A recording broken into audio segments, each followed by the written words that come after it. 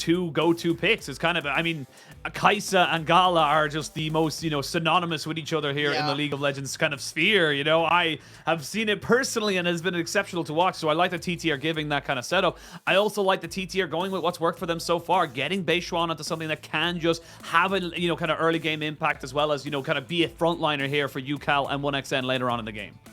And I want to see what tank top laners we get for Hoya and Zika. We've seen the change as to what top lane meta is looking like. A lot of it was Sion at the beginning of the season. We were seeing a lot of Cassante, but these two have started to branch out. Zika in particular, with his Jax, is almost nigh unstoppable. I have to double check what his stats are on this champion currently.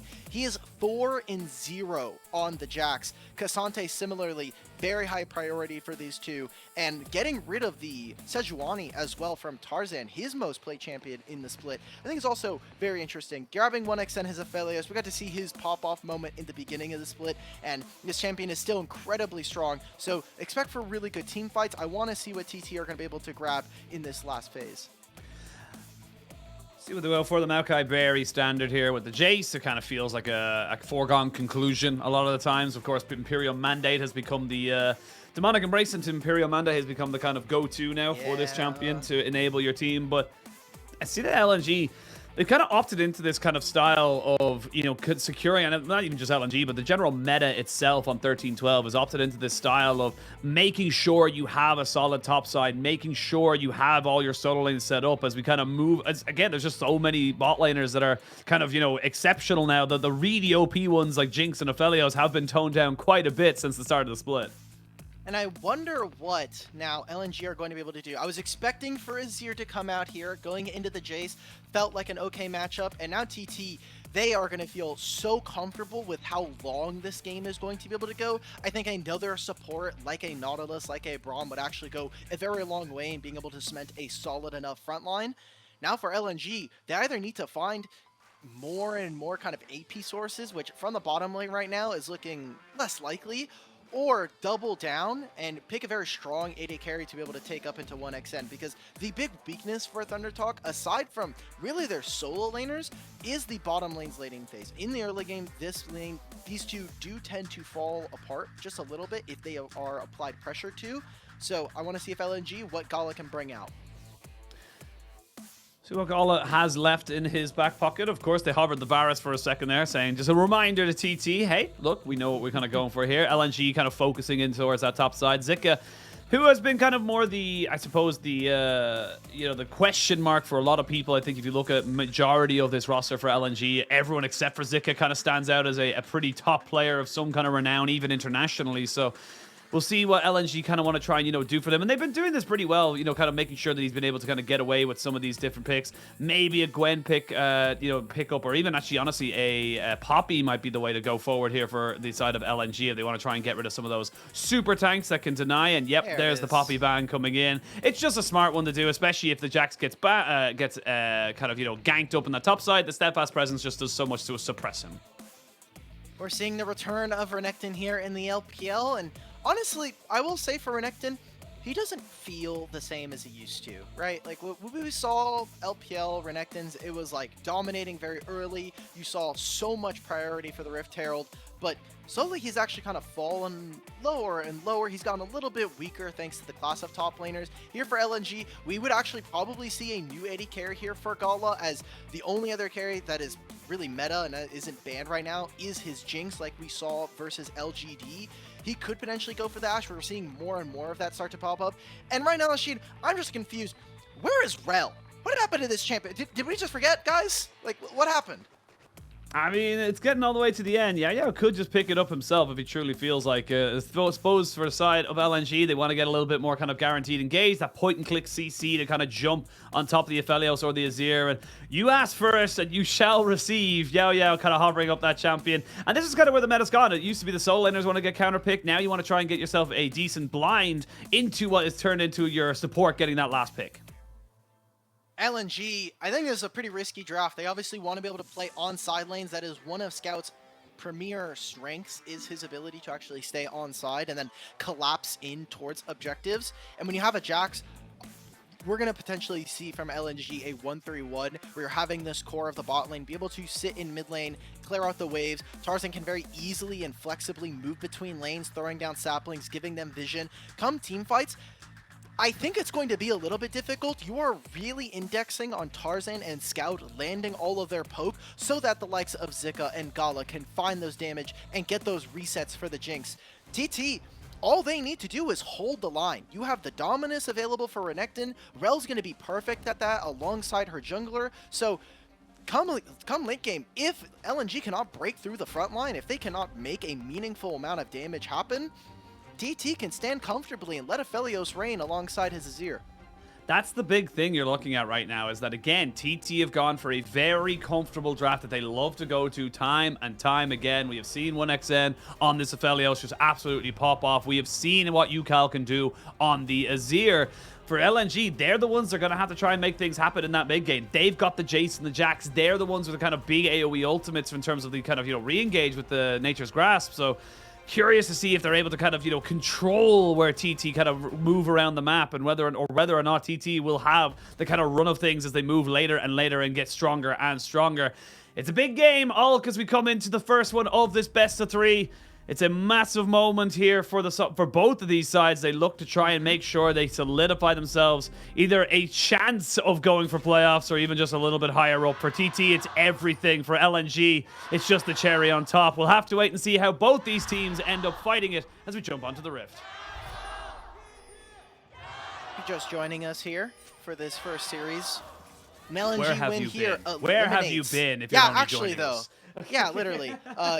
Thunder Talk are eliminated, and Ninjas in Pajamas, NIP, are confirmed. So that'll lock all 10 teams. TT, they don't want to let that happen. They want to keep their miracle run alive. They want to go 4-0 within the last week and a half. One thing for LNG, they are one of our most objective-focused teams. Their stats reflect that.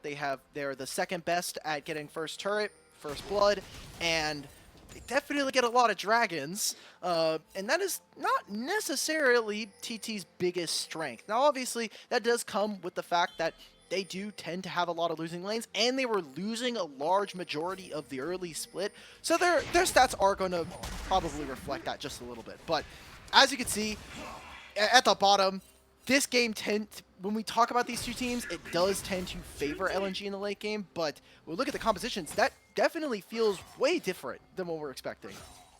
Yeah, I mean, it definitely feels a little bit different. Of course, you're probably thinking to yourself, like, oh, TT, they're riding hot, they're feeling good. Good hook here onto 1xN. Immediately has to cleanse. Taking a massive trade back here. Yeah, try to get the crash down and gets his ignite and cleanse trade back on his own. The supportal combat does lead into a little bit of a better trade here, you would imagine. As Tarzan's not done with this invade. He took one camp, now he wants another because he's level 2. Knowing how much presence his bot lane has, I mean, this is rough right now for Beichuan. He's still 2 camps down. He hasn't been able to do anything. And not only that, but this also cuts the bottom lane in half, right? Like, no cleanse available for 1xN. Same thing could be said for Gala, but there's not going to be a punish available for TT and for Beichuan. Tarzan can very easily look for the dive on this next wave in bottom lane. Even top lane starting to get a little bit questionable. So, LNG now. Yeah, Tarzan gonna go in, gonna land the twisted advance, Bramble smash down. You would imagine 1xN's gonna have to flash pretty damn soon. One more auto will kill him. Oh, Tarzan tried to get himself underneath the tower, but I mean, 3 minutes in, you're losing 3 waves on this bot side. This is horrific for 1xN in this bot lane. This wave is just so good for LNG. You're denying so much gold experience. They're even going to get a second plate 3.5 minutes into this game. This entire map is split vertically now. Like, Beichuan's not even actually going to invade for the other side. You see LNG's solo laners collapse, protecting vision. So Tarzan's going to be able to shoot forward in terms of experience, in terms of gold, alongside his AD carry. LNG, this early game was played to a T. I mean, this is so well done here by LNG. The first invade, Tarzan knowing that if his bot lane has the priority, he can go for another one, and it just beautiful kind of, macro plays coming out here from LNG, and it's kind of a return for form for Tarzan. I think, for at least between week 5 and week 6, Tarzan was having a little bit of a struggling time. He wasn't having the MVP level performances that we've been seeing of him from late. Now, look, obviously there's only so many games you can have those performances, but it got so his ceiling got so high, it got so consistent with his floor that we just kind of expected it. He's finally coming back in, feeling a lot more comfortable, a lot more confident, and just looking like he's having a much better time of it here, especially in this early game. I think the one thing I will note for Tarzan is the predominance of him playing Sejuani. I think definitely was able to dull some of the fangs he would show in the early game. We didn't actually see Tarzan go across the river, make very many early plays, and it definitely hampered their ability to make things like this happen. You were mostly playing around the fact that Scout was having a beast of a time for the back end of this split, and when you're playing around a mid laner that is so strong and being able to have his advantage, you know that he's going to have an advantage in mid lane. You can take that, move that into an objective. You can have your solo laners play for you as a jungler. It's always what you want to have, and they can play so aggressively in the bot lane. You know he doesn't have flash or cleanse. Yeah, he doesn't have flash or cleanse, but are they going to be able to get anything else over it? Yeah, it's going to be able to remount. No accelerate shock blast to land. That's a little bit of an unfortunate one there. Hong just kind of using his flash and ignite, but Beichuan moving back down towards the bot lane. Maybe they look to try and punish this over aggression. It's actually been Beichuan, despite the invade, kind of getting himself up to level 4 fairly handily.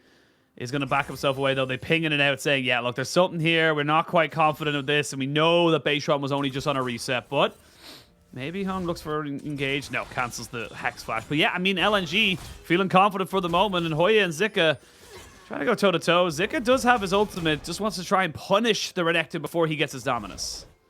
Hoya right there was like, do I have to fight for my life here? Because this is a pretty big wave. Could there be a Maokai? The pings coming out for TT's jungle was because they know their timers. They know that LNG know when the wolves are respawning, and so they can say, okay, Sejuani more than likely has to be on the bottom side of the map. By Zika actually showing on the Grom, it does say, like, he hasn't done those camps. He could be on the bottom side. They could be pathing towards top. I love how aggressively LNG and their solo lanes in particular are looking for ganks. I think Beichuan should have been spotted there. You saw the pings coming out. You can always tell in LPL when people are spotted by the absolute flurry of pings that are on the map immediately. Just in case your teammate isn't listening, it's just spam, spam, spam, Yes. spam, spam. He's right here. It's not my fault if you get caught. As Hoya just popped down a little bit of vision here on the top side to make sure he can go a little bit more aggressively into Zika. And honestly, like, if you look at the map, apart from mid lane, it's CS leads across the board. 15 CS in top, 20 in bot lane, about 10 or so in jungle. Zika. As we see, Hoya is going to have to flash here, you would imagine. No, just about get enough healing there from the Koldamik, but this is the Jax matchup. This is why we saw the Cassante and the Poppy band away. The Renekton just doesn't have that kind of same level of presence in that laning phase. He just gets bonked down. He is just a massive drain tank right now. He is all of the backline threat for TT if we get into a team fight. Beichuan is on the way. Hoya, all he has to do is survive, bait in Zika to go a little bit further. This wave is crashing, and there's no teleport for either top laner here. Yeah, Zika, does he get greedy for the plate? No, he does not. Not the curse of Los Pleitos does not end up afflicting Zika, and he backs himself away. Beichuan, I mean, he's been hovering. He's been looking around for things, but it hasn't really turned into anything. It feels like he's kind of hovering around, looking for something bot. Okay, not really in a position to go for that. Tries to go top. Okay, well, maybe I could have gone for something. I'm not level 6. I don't really want to. So these little small things kind of just make him a little bit of a ghost, you know? He's just kind of hovering around this map and not really making an impact, which means LNG, after, not getting any kills, but they're 1,500 or 1,500 gold up. They're a dragon up. They're the ones with the level advantages, and all of the kind of, item completion is going to be coming on their side as well. Well, good news for Beichuan is the fact that he'll be hitting level 6 rather soon. You're going to see on the experience bar, and he has 2 camps at the very least that he can do alongside his rep up on the top side. That'll be his actual ability to interact with a lot of these lanes. And I will say for him is the fact that it feels at least for the time being, in the early game with how the bot lane has kind of shaken out, with how top lane has really started to appear, he is just playing damage control. He is there to make sure that his laners don't lose more, which would definitely upset the scale. But I understand what you're talking about. Like, we want to see Sejuani get some early aggression. Now that they have level 6, we'll see what they're able to do. Gala not quite in position, coming back from base. Hung trying to put down some vision. Tarzan as well on this bottom side. They could have gone for a dive, but they really just wanted to protect 1xN, make sure that he's escorted back into the wave, and gets himself a plate. No, Hong might be going for a sneaky hook. Gets the lollipop right into 1xN, sure. who will get stunned up as well. Plenty of damage here, and that's just the one ultimate and ignite. So no cleanse now for 1xN. Already losing about, you know, 2/3 of his HP. Means he can't really stay here without help. And now that they know that Beichuan's on the bot side, Zika immediately going into the stance there, popping the ultimate to make sure Hoya feels his presence. I will say Hoya, with an Empower Q, might have wanted to go a bit more aggressive onto Zika, but now recognizing it a little bit too late, and Zika with teleport should be able to reset, get back into lane, and you lose very little. Right now, what they're doing is play through bottom side, get some vision, make sure that Jinx is safe. Oh my god, Beichuan. That was aggressive. I respect it. Unfortunately, there is a ward that ended up falling. Gets both of the flash. A flash out of Scout is definitely more valuable. They're making this collapse. They want to make sure that they get some kind of recompense. I don't think you can, though. You don't have the Dominus. You don't have the Glacial Prison. No flash on Beichuan. Yeah. And I mean, like, yes, I agree with you. I like the fact that Beichuan finally tried to do something, but I think the timing was just so wrong. I mean, even if he hits it, I don't think unless Ucal goes for a flash ultimate, he's really going to be getting anything out of that. Just fishing. Hey, you know, for LNG right now, this game is feeling great. You have a second dragon coming up in 2.5 minutes. Your team is feeling really good. You're getting item completions, which is the more important part. You're keeping an item advantage over your opponent. And right now, Scout is feeling great. He has about a wave over Ucal, which is surprising. Ucal is someone who definitely heavily indexes on his own lane, making sure that he is getting a lot more gold than a mid laner. He doesn't tend to get a lot of solo kills. And that is the complete opposite for Scout. Someone who definitely does know how to farm, but he has the most solo kills out of mid laners with 12. So I'm looking at it, and now he doesn't have flash. He's got to be a little bit careful. Again, dragon spawning in 2 minutes. His flash will not be available by the time that fight happens. And so we'll see how LNG are able to protect their legendary mid laner.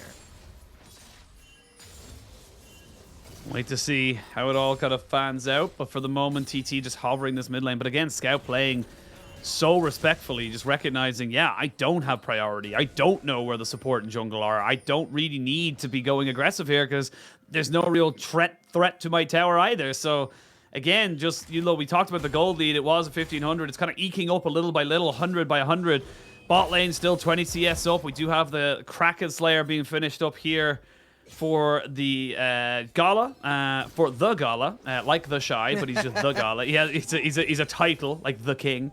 And Scout as well having the Dustblade Draktar. So you have got plenty of power here for this next dragon in a minute 15's time. And I don't really see a world where you're going to have a priority or any kind of, you know, place to contest this as a side of TT. You're just not really strong enough. Remember, we did say that if this game is going to go long, which does tend to happen in Thunder Talk games, they're the slowest team averaging game time-wise in the league. If they are able to go late, and if their tanks are able to sustain the amount of damage early on, they are perfectly fine with this game. Currently, only 2 dragons. They did get the Rift Tailed. If they can prevent some of these turrets from falling, this bottom lane turret looks ready to go, especially with Scout here. Beichuan, that's an ambitious one. We already knew they weren't going to be able to contest for a dragon, and that's okay. We are waiting for Ucal to finish up a couple more items. He's already gotten his Nashor's Tooth. 1xN, again, it is that laning phase that tends to be a little bit of an issue for them, and he is falling behind. He needs to have some kind of comeback mechanic because being 30 down is very problematic for TT's win condition. I mean, it's just like 30 down, an entire, you know, 5 plates and a turret. It just feels like it's not really a thing to do. A flash forward there as Hoya has no dominance with the Grandmaster's Challenge. Oh, Zika, he autoed the wrong thing. He autoed a minion instead of Hoya. That feels bad, man. Zika should have gotten the solo kill there, but flash on that top side. 2 dragons now for LNG, and we're going on to a Hex Rift. Oh, God. Okay, a Hex Rift definitely can be a game changer here. LNG, if they're able to pick up this soul, you get so much attack speed. The slow that's on top of that will make it very difficult for ThunderTalk to actually escape from you. So LNG now, they have a very real Hextech Soul win condition available to themselves. They see immediately how they're playing around towards the top side. They say the next objective is this Herald in 2 minutes. Let's see if we can get something done around the mid lane. And if not, we know now that Hoya doesn't have that flash. Can this Renekton be put in an awkward spot? And let's get someone like Zika or Scout who, for all intents and purposes right now, 14 minutes into the game, we are 0-0. We are still looking for first blood. I was just about to say, I don't have the stat. I want to know what the latest first blood was, because this is getting I will desperate. try to find it. I will try to I'm find it. I'm on GOL. I still can't find Okay, it, so okay. I don't know. I don't know if it's an actual thing. I know that the shortest game was 20 minutes and 13 seconds, which was NIP versus JDG. Do we get to 20 minutes and 13 seconds before a first blood? That is now my question. Ooh. That would be a lot of fun. We can get some new stats going on. Look, honestly, if LNG are willing to put up records like that, like Scout's first pentakill up against LGD earlier this week, we get possibly the slowest first blood in the league here in this game. Would not be all that surprising. We're just going to see a trade of ultimates here as Tarzan. They were actually trying to set up for Scout to find something, but everybody taking a little bit too long. Obviously have a lot of HP to try to burn through here. Yeah, I mean, this is just a lot of ultimates burns. A lot of, only the one flash burnt there from Scout, keeping himself safe again. I will say Beichuan didn't lose his on this particular trade, so good on him. Not, kind of getting baited out in that particular exchange, but again, I talked about it last time. It was a 2,000 gold ult. Now it's a 3,000 gold. These accelerated shock blasts are starting to really hurt. And that's when you can see this the real kind of advantage you get with the Jace, especially Scout's Jace, where he's just constantly keeping you under tower, constantly getting you on resets, and just even though it's Ucal's Azir, I just feel like Scout's, on this Jace pick this split has just been so exceptional that I don't know if that's going to be enough here for TT. That's fair. I mean, Scout has looked incredible on this champion. Like you're saying, 4-0, one of his most played champions that we've got to see here in the summer split. And he's going to be very close to his second iron power spike, right? Like, once he has the mirror mana completed, he's at 280 out of 360. So, like, it's very realistic within the time that the dragon spawns or right after it that he will have that second item going off for himself. He has that Dust Blade, which is going to provide so much extra damage in terms of missing HP. Here we go. Now we're going to see them go for the fight. 1xN is in the opposite side here and should be getting zoned out by Zika. Yeah, I mean, he has to flash there immediately. Now I don't think TT want to go for this fight at all. The Rift Herald is secured. Yow, There's going to yow. be Magnet Storm. Yow, getting a bit impatient in first blood at 16.5 minutes. And that's going to see the Gala getting reset as well. Now they have the Nature's Grass and Zika on a little bit of flank as well. TT, you didn't have to fight this, but they were getting impatient. They were getting bored. And unfortunately for them, boredom... Devil loves idle hands, and unfortunately for them, the devil is right beside them because this is just disastrous for TT. Ucal hasn't got a flash. The wave is crashing in. Tarzan is taking a lot of damage, but not as that much damage as that. Oh my god! Did you see how Tarzan baited out that ultimate? So well played. 4-0. TT are now down 6,500 gold. 17 minutes, we finally get 4 kills. Not just our first blood, but we get this 1 kill. And unfortunately for 1xN, it's this positioning here that prevents TT from being able to win. They wanted to try to prevent or protect their AD carry. And 1xN, you cannot go this way. You cannot walk through this side of the jungle. You need to go all the way around. And like you were saying, ThunderTalk, they wanted to go for this play. You saw how they were setting up for this. You had Renekton on the teleport there. And with 1xN taking a bit of a greedy path and a great job from Zika to be able to zone him out from this, they just fall like flies. LNG, they're going to take more of that gold advantage. You already saw that Gala was ahead. He's going to get further now. We're also going to see Scout start to skyrocket ahead of his lane opponent, even if they are even in gold. It is all about the AD carry. And I think Gala wants a little bit of recompense after that LGD game, after falling behind LPC. He wants to keep stamping his name, saying, that was a blip on the radar. You guys should continue to respect me here in the league. ThunderTalk now, they're contesting for this third dragon here, and really no one from the side of LNG is here. They're putting a lot of emphasis on both of the solo laners, just demolishing the top side of the map. Here's the thing. I'm sad because it's not going to be a perfect game. I was setting up for Yes. it. However, when you break open the base at 18.5 minutes, and in terms of macro play, this is a genius. This is a masterclass coming out here from LNG. 2 towers on top, possibly 2 towers in mid. Beichuan hasn't taken the dragon yet. You're trying to get as much as you can right now. Beichuan's still ticking away at this one here. It's taking forever. Ucal will take this bottom lane turret, but look at mid lane. You're losing another tower. Guys? You're losing everything here. 2 inhibitor towers broken up. I mean, this has to be the worst trade deal in the history of trade deals. Yeah, suddenly being 7,000 gold is certainly not where you want to be if you're TT, and definitely the spot LNG find themselves in here.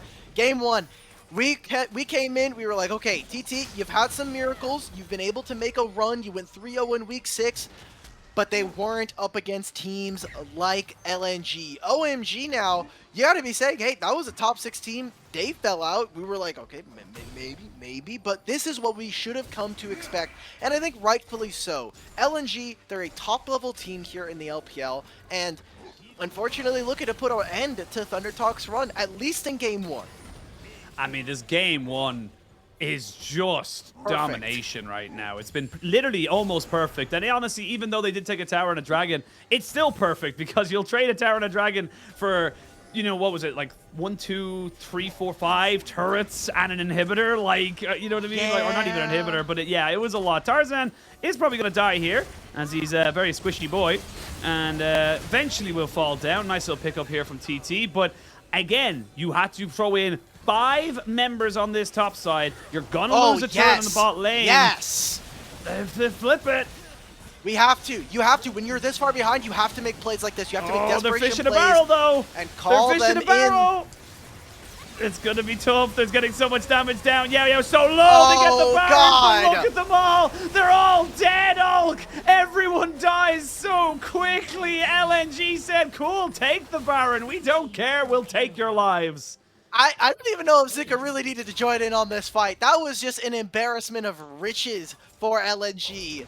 They can walk down mid lane, you know, death timers are still pretty long, and if they can't end the game here by taking the mid inhibitor, they can very easily walk down, take another inhibitor, look to reset. The Baron went over to the side of TT, but it's just all gone by this point. They'll take their Hex Rift gates out.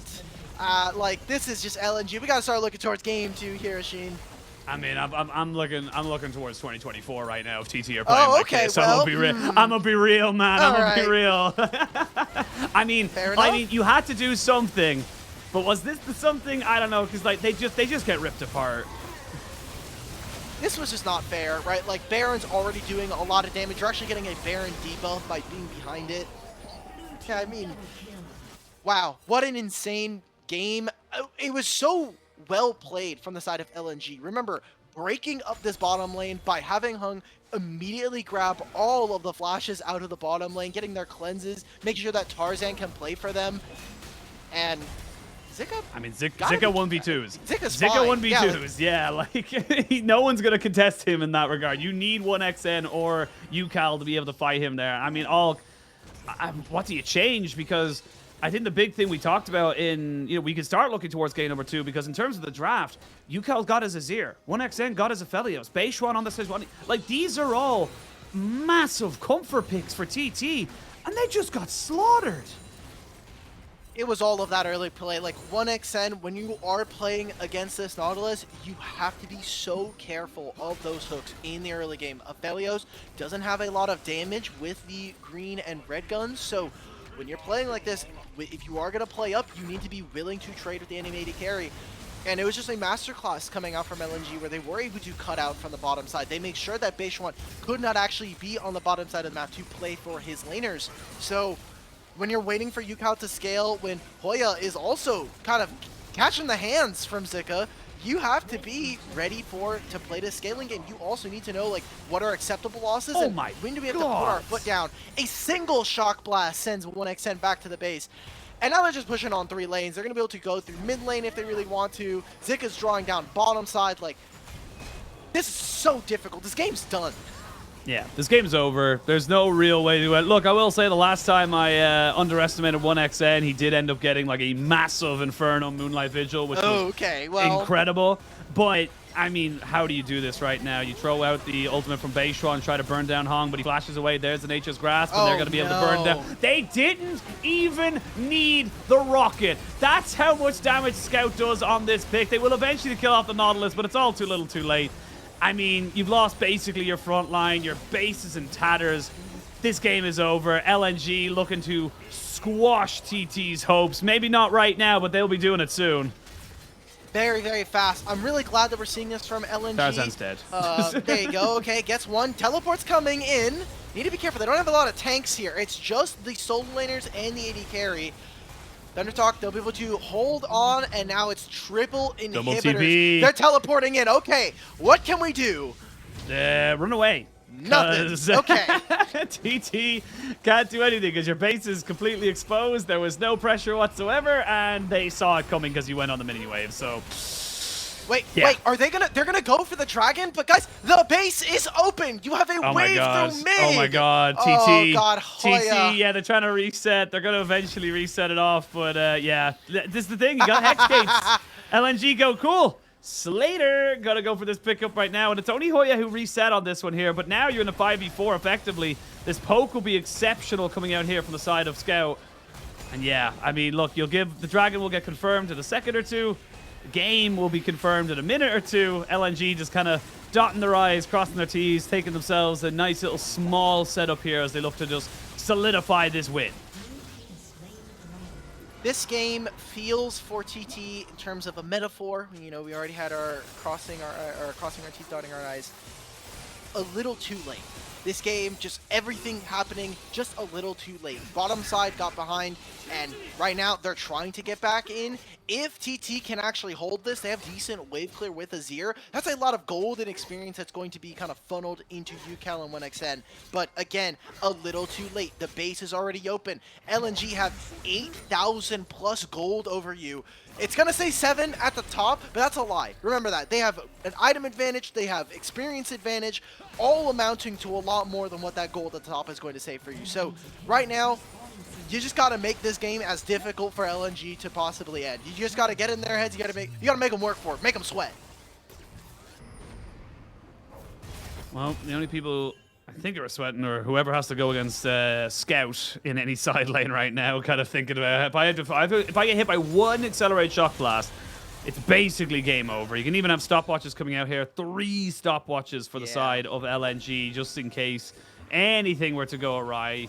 TT not out of it just yet. Of course, the game is not over until the base explodes. Zika taking a bit of a bad trade here into Ucal, but with those super minions kind of trading back here, just doing enough there. And again, you're going to wait a couple of seconds. LNG don't want to throw this game away. They don't want to let NIP down by letting TT back into this game. They're going to start up this Baron straight away. Good pathing, though, from Beichuan. Means that he's found himself a little bit of a corridor where nobody knows where he is. So now he has to reveal himself. Hong kind of realizing he's in a bad spot. Scout taking a 1v1 versus Hoya. 1xN caught around the side of the pit. So he has to back himself away. And yeah, you can just back away off the pit. You can keep going in towards that Baron. You don't really have to care because you've got the damage. I mean, Gala could go straight into this one here. And because they contested for this Baron, minions are now flooding into the base.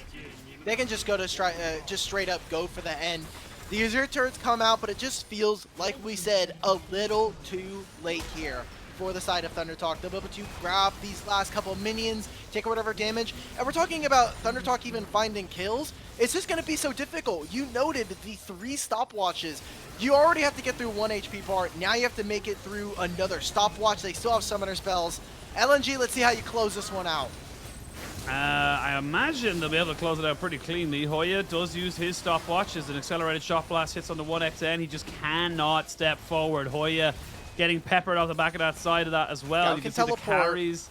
Yeah, they can teleport back into this one with a full plate of mana. They aren't going to be able to confirm the tower just yet. They're cutting it very low, and eventually it will fall down. Now you have nothing.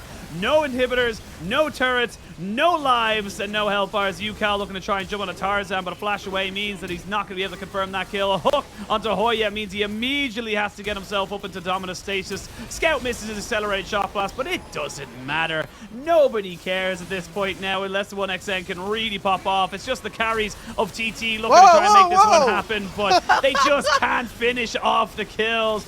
Zika is just bunking onto the and then Nexus, and that is going to be game number 1 for LNG, textbook, if you will.